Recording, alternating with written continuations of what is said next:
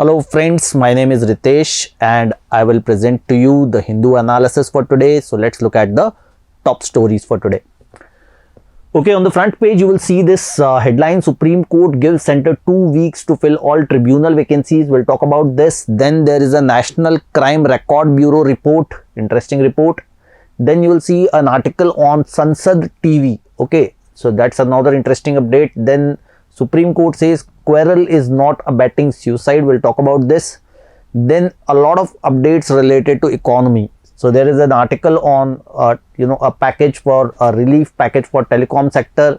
Then a production linked incentive package for automobile sector. And finally Tata Group submits financial bid to acquire Air India.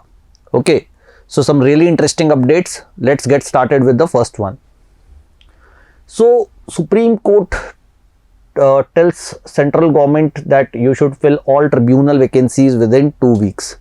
Now we have talked about this earlier also, that Supreme Court has expressed displeasure over vacancies in tribunals. What a tribunal is, it's a quasi judicial authority, okay, which basically is created to reduce the burden on courts and which helps in adjudication in certain specified matters.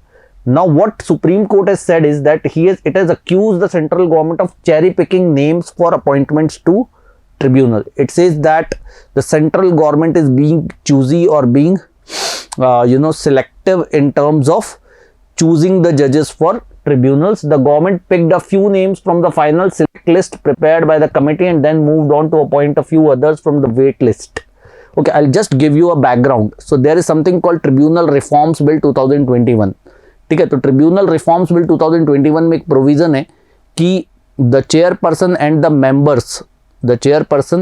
Members of such tribunals will be appointed by a search cum selection committee. और ये जो search cum selection committee है, they will recommend the list to the central government and then central government will approve it. ठीक है, तो हो क्या रहा है कि this committee is giving their list to the central government and central government are picking some names out of that list, and the remaining names are being filled by the government from the wait list. तो supreme court ने कहा है भाई, जब आपको मानना ही नहीं है सर्च कम सिलेक्शन कमेटी के जो लिस्ट है, अगर आपको मानना ही नहीं है तो why should they work hard to choose the candidates. Okay, तो गवर्नमेंट अपने फायदे के हिसाब से ट्रिब्यूनल्स में जजेस को चुन रही है. That's what the supreme court has accused the central government of. Okay, so that I have already told you, under Tribunal Reforms Bill, the chairperson and members of the tribunal will be appointed by the central government and the recommendations of a search cum selection committee. देखो ये this is one of the points which is being raised in an objection by the Supreme Court against Tribunal Reforms Bill also. आप में से कुछ students को मैंने Tribunal Reforms Bill के बारे में बात की है. ठीक है, we'll talk about this in the class in detail. ठीक है, उसके अलावा सुप्रीम कोर्ट ने क्या कहा है, a special bench of CJI NV Ramana, justice DY Chandrachud and L Nageswara Rao held its hands on initiating contempt proceedings against the government and allowed the latter 2 weeks to make appointments to all the tribunals. तो supreme court again has expressed their displeasure कि जो tribunals के हालात बहुत खराब हैं. There are pending vacancies for months, for years, and people are coming from far away places to get justice and they are not getting anything. ठीक है, तो उन्होंने कहा 2 हफ्ते में सारी वैकेंसीज फिल करो. ठीक है, if the government does not act we will pass the orders. ठीक है, so that's what they have suggested. Now the next update for today, NCRB report आ गई है, नेशनल क्राइम रिकॉर्ड ब्यूरो की रिपोर्ट आ गई है, which tells you the state of crimes in the country in 2020 कि 2020 में देश में क्राइम्स का क्या डेटा रहा है. ठीक है, तो पहले देखो, जब ये रिपोर्ट आप जब इस तरह का कोई हेडलाइन देखते हो, आपके माइंड में सबसे पहले क्या आना चाहिए, यार ये एनसीआरबी है क्या, what is national crime record bureau. Okay, report तो बाद में पढ़ेंगे, बट व्हाट इज एनसीआरबी. तो national crime record bureau is an Indian government agency which is responsible for collecting and analysing crime data as defined by IPC, Indian penal code and special and local laws. तो देश में जो भी crime हुए हो, चाहे वो IPC के तहत हुए हो, चाहे वो किसी स्पेशल लॉ के तहत हुए हो, किसी लोकल लॉ के तहत हुए हो, उन सारे क्राइम्स का डेटा मेंटेन करता है नेशनल क्राइम रिकॉर्ड ब्यूरो. ठीक है, it is headquartered in new Delhi, comes under ministry of home affairs. Current director is mister Rampal Pawar. ठीक है, who is an IPS officer. NCRB वो सेटअप इन 1986। तो 1986 में इंस्टीट्यूशन सेटअप किया गया था कि देश में जो भी क्राइम हो रहा है, जो भी अपराध हो रहे हैं, उन सबको कहीं एक डेटाबेस रिकॉर्ड करके मेंटेन कर सके, जिससे हमें पॉलिसी मेकिंग में मदद मिले। अब ये रिपोर्ट क्या है? This report has release the NCRB has release the 68th edition of this report, crime in India 2020। ठीक है, तो रिपोर्ट आई क्राइम इन इंडिया 2020 और ये 68th एडिशन है। अब हो सकता है आपके माइंड में क्वेश्चन आए कि सर इंस्टीट्यूशन तो 1986 में एस्टैब्लिश हुआ था, 1986 को गए अभी कुछ 35 ईयर्स हैं, आप कह रहे हो 68th एडिशन ऑफ रिपोर्ट आ गया, ऐसा कैसे हो सकता है? तो ये रिपोर्ट जो है वो एनसीआरबी के पहले से आ रही है। ठीक है, ब्रिटिश राज के समय से रिपोर्ट आ रही है क्राइम्स इन इंडिया। ठीक है, तो 1953 से, since it's introduction in 1953, the report publishes an annual comprehensive report on crime across the country. अच्छा, अब देखो ये जो रिपोर्ट है इसकी फाइंडिंग्स के बारे में हम बात करते हैं। There was a 28% increase in the registration of cases. ठीक है, तो केसेस के रजिस्ट्रेशन में 28% इंक्रीज हुआ, ज्यादातर कोविड वायलेशन की वजह से। ठीक है, primarily owing to violation of कोविड-19 नॉर्म्स। अब देखो थोड़ा सा रिवाइंड करो, 2020 में क्या हो रहा था? लॉकडाउन फेज था, ज्यादातर लोग अपने घरों पे थे, एक्चुअली क्राइम कम हुआ है, बट कोविड वायलेशंस के केसेस की वजह से ज्यादा केसेस रजिस्टर हुए। Crimes against scheduled caste increase 9.4%, crimes against scheduled tribe increase 9.3%। तो शेड्यूल्ड कास्ट और शेड्यूल्ड ट्राइब के अगेंस्ट क्राइम्स बढ़े हैं। बट अगर आप बाकी डेटा देखो, सेडिशन के केसेस 2019 में 93 थे, पिछले साल 73 थे। क्राइम अगेंस्ट विमेन 8.3 का डाउनफॉल है। क्राइम अगेंस्ट चिल्ड्रन 13.2% कम हुए हैं। क्राइम अगेंस्ट सीनियर सिटीजन्स 10.8% कम हुए हैं। जुवेनाइल क्राइम्स 7.8% कम हुए हैं। तो ओवरऑल तकरीबन 2 लाख, इसमें लिखा है effectively there was a decrease in registration of traditional crime by about 2 lakh cases, लगभग 2 लाख केस कम रजिस्टर हुए हैं। ठीक है, तो पेंडेमिक के तो नुकसान तो बहुत सारे हैं, बट फायदा एक ये हुआ कि क्राइम थोड़ा कम हो गया। ठीक है, टोटल कितने केसेस रजिस्टर हुए हैं? 66 लाख कॉग्निजेबल क्राइम्स, जिनमें तकरीबन 42 लाख आईपीसी के तहत है और 24 लाख के आसपास जो state and local laws, special and local laws के अंडर आते हैं।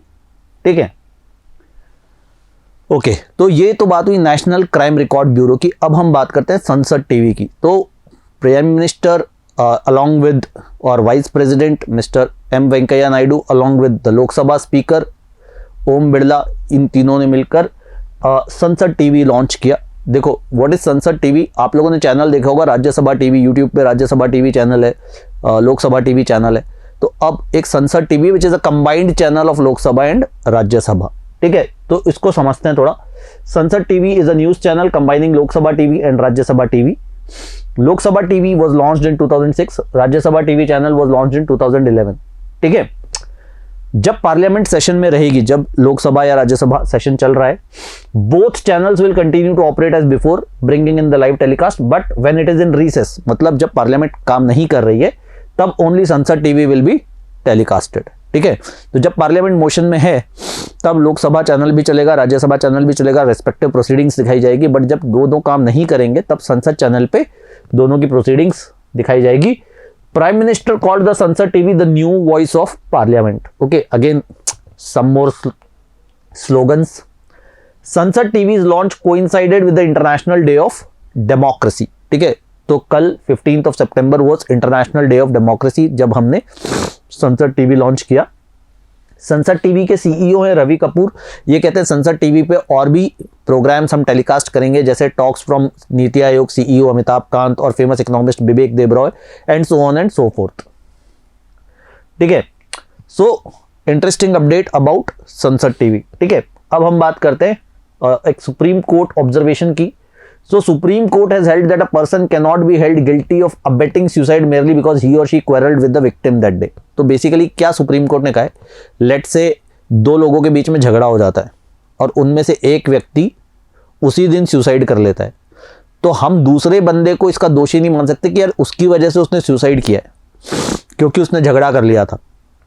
ठीक है, जस्ट बिकॉज आपका सुबह किसी से झगड़ा हो गया और उसने जाके सुसाइड कर ली, इसका मतलब ये तो नहीं है कि आपने उसे सुसाइड के लिए प्रोवोक किया था। That may be a possibility, but You cannot say that the other person is 100% accused of instigating the other person for abetting suicide, committing suicide. Okay, so Supreme Court has held that a person cannot be held guilty of abetting suicide merely because he or she has quarreled with the victim that day. ठीक है, active instigation is an essential ingredient under section 306. तो IPC code में क्या कहते हैं कि जो section 306 है वो बहुत क्लियरली कहता है कि एक्टिव इंस्टिगेशन होना चाहिए. मतलब बिल्कुल आप पैसिव इंस्टिगेशन नहीं कि आपने किसी को परेशान कर दिया और उसने सुसाइड कर ली. ठीक है, आज मैंने आपसे कह दिया कि भाई let's say somebody a money lender asked for money. ठीक है, एक व्यक्ति जिसने उधार दिया है उसने अपने कर्जदार को बोला कि मेरा पैसा वापस दे दो और उसने जाके सुसाइड कर लिया. तो इसका मतलब ये थोड़े है कि मनी लेंडर की वजह से उसने सुसाइड किया है. ठीक है, हाँ, बट मनी लेंडर ने कुछ ऐसा उसको धमकाया कि you know which basically led him to commit suicide, then that can be a different case. तो जब तक आप एक्टिवली किसी व्यक्ति को सुसाइड के लिए इंस्टिगेट नहीं कर रहे हो तब तक उसे अबेटिंग सुसाइड की कैटेगरी में नहीं रखा जाएगा, ऐसा सुप्रीम कोर्ट ने ऑब्जर्व किया है. देखो, इंटरनेशनल अफेयर्स में एक इंटरेस्टिंग अपडेट आया आज कि यूएसए, यूके और ऑस्ट्रेलिया इन तीनों ने एक नई ग्रुपिंग बनाई, ऑकस. ठीक है, AUKUS stands for Australia, UK and USA.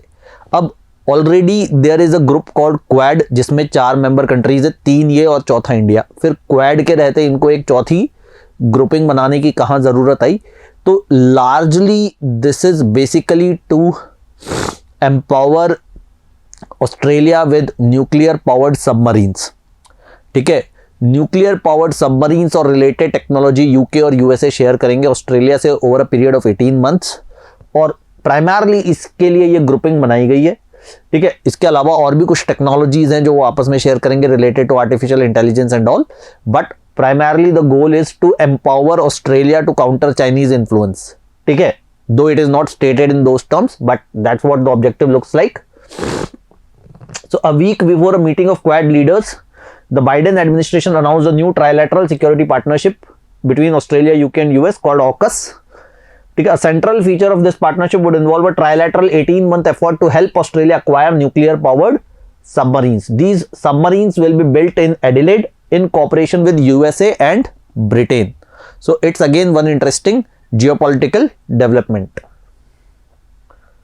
Now the biggest news for today, a package for telecom sector. ठीक है, telecom sector was feared to be a duopoly because ज़्यादातर प्लेयर्स जो है वो स्ट्रगल कर रहे थे except 2 players, Reliance Jio and Airtel.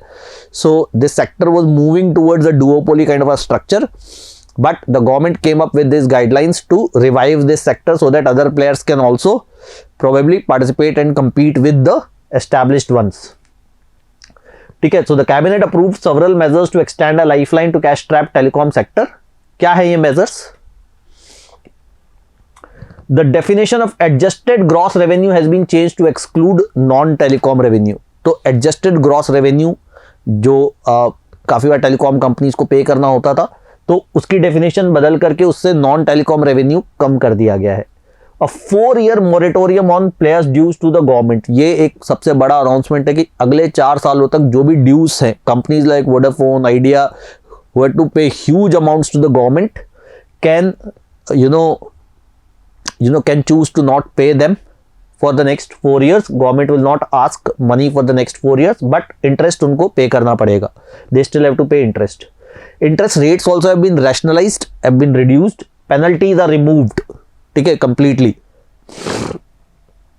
Government has increase the FDI limit, यानी फॉरेन इन्वेस्टमेंट आ सकता है, which is a big boost even to companies like Reliance Jio. ठीक है, अर्लियर लिमिट क्या थी? 49%, इसे बढ़ाकर कर दिया गया है अब 100%. स्पेक्ट्रम अलोकेशन के भी रूल्स काफी रिलैक्स किए गए. There will be a fixed calendar for spectrum auctions. ठीक है, so people will know when the spectrum will be auctioned. A mechanism to surrender and share spectrum. तो spectrum अगर कोई ऑपरेट नहीं कर पा रहा है तो there is a clear cut mechanism now to surrender spectrum. In future auctions, tenure of spectrum is increased from 20 to 30 years, which means कि अगर आपको spectrum मिला है तो वो 20 years के लिए नहीं बल्कि 30 years के लिए extended length के लिए मिलेगा. No spectrum usage charge for spectrum acquired in future auctions. तो कुछ और relief spectrum usage में आपको financially मिली है. about 80% reduction in bank guarantee requirements against license fee and other similar levies. Again, for companies with not so deep pockets, this is a huge relaxation that they won't have to avail for bank guarantee against various levies. तो ये बड़े important और interesting points है telecom sector के लिए, which is as I told you a lot of players are struggling. ठीक है, a lot of players have been completely wiped out and the sector was moving towards duopoly. It is hoped that this announcements would probably land a new lease of life to this sector. Cabinet clears PLI for auto sector. Another big initiative for in economy today was production linked incentives for automobile sector. Okay, let's look at the announcements here. तो basically ये जो measures हैं ये India के automobile sector को futuristic development की तरफ encourage करने के लिए. If you look at this, the cabinet approved production linked incentive scheme with outlay of around 26,000 crores to boost domestic manufacturing capabilities of automobile industry including electric and hydrogen fuel cell vehicles. तो जो advanced automotive components हैं, ठीक है, जो futuristic vehicles हैं, उनके लिए जो ऑटोमोटिव कंपोनेंट्स बनेंगे और जो इलेक्ट्रिक व्हीकल्स या हाइड्रोजन फ्यूल सेल व्हीकल्स बनेंगे उनको एनकरेज करने के लिए ये पीएलआई स्कीम लगाई गई. देखो थोड़े दिन पहले हमने टेक्सटाइल्स में देखी थी पीएलआई स्कीम, वो भी मार्केट डेवलपमेंट को देखते हुए मैन मेड फाइबर्स को और टेक्निकल टेक्सटाइल्स को प्रमोट करने के लिए थी. तो अब जो गवर्नमेंट प्रोडक्शन लिंक्ड इंसेंटिव्स दे रही है, दे बेसिकली एम टू कि आप उस सेक्टर में जो फ्यूचर में है, जो मार्केट की डिमांड है, जो आने वाले 10 सालों में होने वाला है, उसके हिसाब से प्रोडक्शन करेंगे तो गवर्नमेंट वो तरह के इंसेंटिव्स या बेनिफिट्स आपको देगी. तो दो कंपोनेंट्स हैं इसमें, चैंपियन ओईएम इंसेंटिव स्कीम और दूसरा क्या है, कंपोनेंट चैंपियन इंसेंटिव स्कीम. ठीक है, तो अपन देखते हैं. तो पहली जो OEM इंसेंटिव स्कीम है, it is the sales value linked scheme which is applicable to electric vehicles and hydrogen fuel cell vehicles. तो पहली जो इंसेंटिव स्कीम है उसमें इंसेंटिव आपको कब मिलेगा, जब आप इलेक्ट्रिक व्हीकल बनाओगे या hydrogen fuel cell powered vehicles बनाओगे. दूसरी जो स्कीम है which is applicable to advanced automotive technology components of vehicles. तो आप जो एडवांस्ड टेक्नोलॉजी बेस्ड कंपोनेंट्स बनाओगे उस पर ये स्कीम के तहत आपको बेनिफिट्स मिलेंगे. तो ये दो production linked incentive schemes government ने इंट्रोड्यूस की है. Okay, now let's look at the last update for today. तो एक बड़ा इंटरेस्टिंग अपडेट है, Tata group has submitted bid for Air India. तो Air India was into the disinvestment plan for the government, ऐसा budget में भी अनाउंस किया गया था. और Wednesday was the last date to submit bids. तो ऑलरेडी मीडिया रिपोर्ट्स है स्पाइस जेट ने भी बिड किया है और अब टाटा सन्स ने तो ग्रुप ने कंफर्म कर दिया कि वी हैव बिडेड, ठीक है, for Air India, for a stake in Air India. और which is interesting because Tata Sons already has a stake in Air Asia India and also in Vistara along with Singapore Airlines. ठीक है, तो ये एक बड़ा disinvestment है और ऐसा कहा जा रहा है कि by the end of financial year हमें इस प्रोसेस को कंप्लीशन हम देख पाएंगे and we will get to know कि who will operate Air India from here. ठीक है, थोड़ा सा बैकग्राउंड देखते हैं. Government has decided to sell 100% stake in Air India. तो गवर्नमेंट ऐसा नहीं कि एयर इंडिया में स्टेक सेल कर रही है, गवर्नमेंट कंप्लीटली एयर इंडिया को प्राइवेटाइज करने वाली है along with the subsidiary Air India Express. इसके अलावा जो ग्राउंड हैंडलिंग ऑपरेशंस हैं, Air India SATS airport services, इसको भी गवर्नमेंट डिसइन्वेस्ट करना चाहती है. Air India was founded in 1932 as Tata airlines. It was renamed as Air India in 1946 and nationalized in 1953. This is some history about Air India. So it will be really interesting to see कि government कितना पैसा air India के through race कर पाती है, कौन air India को operate करता है. So this will be an exciting space to look at. ठीक है, all right guys, this is the update from today. अब थोड़ा सा क्वेश्चन एंड आंसर सेक्शन के बारे में बात करते हैं. देखो क्वेश्चन आंसर सेक्शन में मैंने कल आपसे पूछा था कि जो फेम स्कीम है उसका फुल फॉर्म क्या है. जो फेम स्कीम है, और काफ़ी लोगों ने जवाब दिया और बिल्कुल सही जवाब दिया, faster adoption and manufacturing of hybrid and electric vehicles. जो स्कीम है वो इलेक्ट्रिक व्हीकल्स से जुड़ी हुई है. और देखो अब आज इलेक्ट्रिक व्हीकल से जुड़ी हुई ग्रांट भी आ गई है, इलेक्ट्रिक व्हीकल से जुड़ा हुआ ऑटो सेक्टर में अनाउंसमेंट भी हो गया है. ठीक है, अब देखो कमेंट्स में आप लोगों में से मैंने कुछ लोग देखा कि फेम स्कीम तो उन्होंने बताई, ये भी बताया कि वो स्कीम कब इंट्रोड्यूस हुई थी. तो ये वो डायरेक्शन है जो मैं चाहता हूं कि आप लोग लें and I am really happy with that. Certain people are quite regular. I can remember Ishan, Mimuksha, ठीक है, कुछ लोग हैं जो फेयरली रेगुलर है. रेगुलर रहने के अलावा ये जो आप मेहनत कर रहे हैं कि आपने उस आंसर के साथ उस आंसर से जुड़ी हुई इंफॉर्मेशन भी देखी. जब आपने ग्रैंड स्लैम देखा तो ग्रैंड स्लैम कौन कौन से कोर्ट्स पे खेला जाता है ये भी देखा. ठीक है, सिर्फ मैंने कहा कि क्ले कोर्ट कहाँ खेला जाता है, कौन सा टूर्नामेंट क्ले कोर्ट पे खेला जाता है, तो सिर्फ वहीं पर नहीं रुके, ये भी देखा कि हार्ड कोर्ट पे कौन से खेले जाते हैं, ग्रास कोर्ट पे कौन सा खेला जाता है। ये जो एडिशनल रिसर्च है ना, ये क्यूरियोसिटी आपको आगे लेकर के जाएगी। तो जो लोग ये कर रहे हैं उनको मेरी तरफ से बहुत अप्रिसिएशन। ठीक है, अब आज का क्वेश्चन देखते हैं। आज का क्वेश्चन क्या था कि आज टाटा सन्स के बारे में हम बात कर रहे हैं, तो क्या आप मुझे बता सकते हैं who is the current chairman of Tata Sons. ठीक है, तो आपको क्या बताना है, who is the current chairman of Tata Sons. ठीक है, अगेन यूट्यूब में कमेंट सेक्शन पे आप अपना आंसर दे सकते हैं and I will see to it and respond tomorrow. Till then take care and keep reading.